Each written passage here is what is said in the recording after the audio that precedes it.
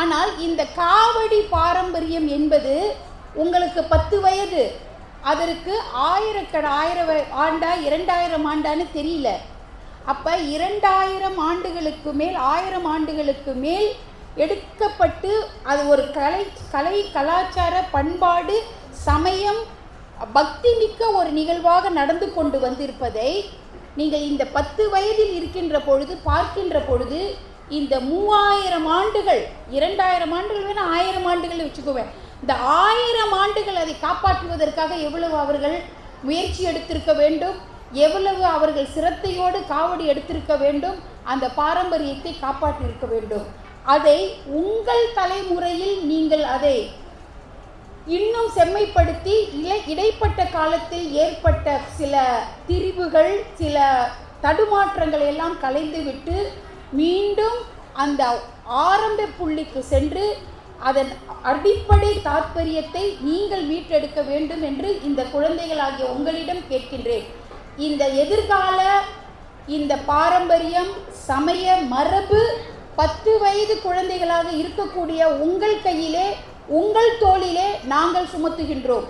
ஆகவே காவடி நீங்கள் தூக்குகின்ற பொழுது, காவடி எடுத்து முருகன் பக்தியோடு நீங்கள் முருகனுக்கு செலுத்துகின்ற பொழுது நீங்கள் இந்த சமூகத்தின் ஒரு எதிர்பார்ப்பை உங்கள் தோளில் சுமக்கிறீர்கள் என்ற ஒரு மிகப்பெரிய பணியை 10, 11, 12 வயது இந்த இளம் பிள்ளைகளிடம் நாம் ஒப்படைக்கின்றோம். அவர்களுக்காக நாம் இப்பொழுது ஒரு பெரிய கைத்தட்டல் கொடுப்போம். ஏனென்றால் எங்களுடைய பலுவை, எங்களுடைய எதிர்பார்ப்பை, எங்களுடைய ஒரு ஆதங்கத்தை நீங்கள் சுமக்கப் போகிறீர்கள்.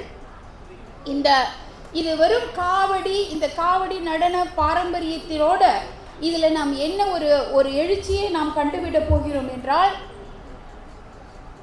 ஒரு ஆரம்பம் இருக்க வேண்டும் என்று நான் சற்று முன்பு கூறினேன்.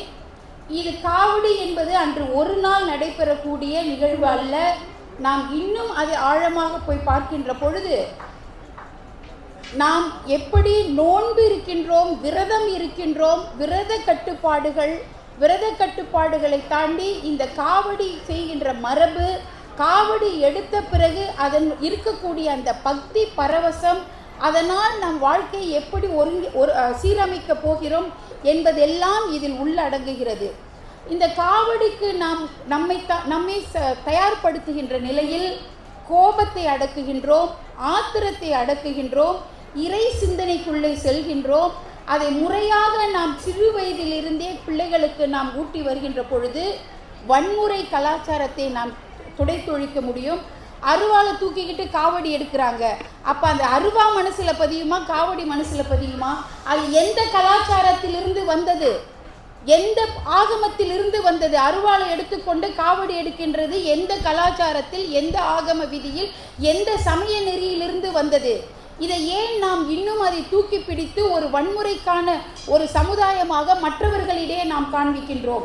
இங்கே நடனமாடிய பெண்கள் நளினமாக ஆடினார்கள் என்பது முக்கியமல்ல, காவடி எடுக்கின்ற பொழுது அந்த பக்தி பரவசம், அதை மற்றவர்கள் பார்க்க வேண்டும். பக்தி என்பது நமது மதத்தில் முக்கியமாக இந்து சமயத்தில் ஒரு மார்க்கமாக இருக்கிறது. அந்த பக்தி மார்க்கத்தில் இந்த சமூகம் தன்னைத்தானே எப்படி செதுக்கிக் கொண்டு தன்னைத்தானே ஒரு கட்டுப்பாட்டுக்குள் உள்ள ஒரு சமூகமாக உருவாகி வருகிறது என்பதை நாம் வெளிப்படுத்துகின்ற பொழுது ஒரு மரியாதைக்குரிய ஒரு மதிப்புமிகு சமுதாயமாக உருவாக வேண்டும் என்பதுதான் எனது இறுதியான ஒரு இலக்கு, நோக்கம். இப்படியே விட்டால் நான் என்னுடைய மனதில் இருக்கக்கூடிய அனைத்தையும் நான் கொட்டிக்கொண்டே இருப்பேன். ஆனால் இவை அனைத்தையும் சற்று முன்பு கூறியது போல அடுத்த தலைமுறையினரின் தோளில் நாம் இறக்கி வைத்து விட்டோம். இங்கே வந்திருக்கக்கூடிய பெற்றோர்களுக்கு எனது மனமார்ந்த நன்றி, குழந்தைகளை அனுப்பி வைத்த பெற்றோர்களுக்கு நன்றி. ஏனென்றால் நமது சுமையை அவர்கள் சுமக்கப் போகிறார்கள். காவடி என்பது நான் மீண்டும் மீண்டும் வலியுறுத்தி கூறுகிறேன், இது வெறும் ஒரு சடங்கு அல்ல. நமது இந்த கந்தன் காவடி திட்டம் என்பது நமது சமய பாரம்பரிய கலாச்சாரத்தை மீட்டெடுக்கும் ஒரு முதல் முயற்சி. இதில் ஒத்துழைத்த அனைவருக்கும், இங்கே மேடையில் அமர்ந்திருக்கக்கூடிய அனைவருக்கும் எனது மனமார்ந்த நன்றியை கூறிக்கொள்கிறேன். நன்றி, வணக்கம்.